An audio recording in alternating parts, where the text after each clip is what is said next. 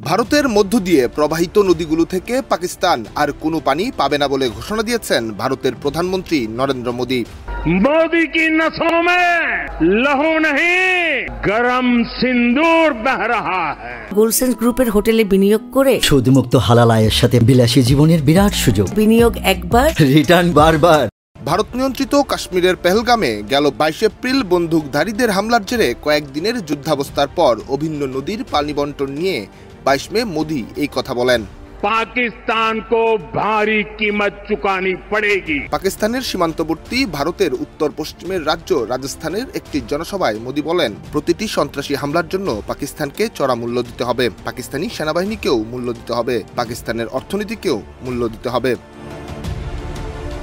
1960 সালে বিশ্বব্যাংকের মধ্যস্থতায় স্বাক্ষরিত সিন্ধু পানি চুক্তি পাকিস্তানের কৃষিখাতে প্রয়োজনীয় 80% পানি নিশ্চয়তা দেয়, আর এসব পানি আসে ভারত থেকে প্রবাহিত 3টি নদী থেকে।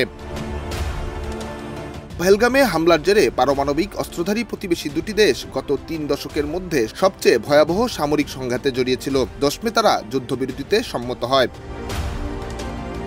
এদিকে পাকিস্তানের অ্যাটর্নি জেনারেল মনসুর উসমান আওয়ান বলেন, পাকিস্তান আলোচনায় বসতে প্রস্তুত। ভারত যে কোনো উদ্বেগের বিষয় নিয়ে কথা বলতে চাইলে আমরা আলোচনা করতে পারি। টেক্সট রিপোর্ট, দেশ রূপান্তর।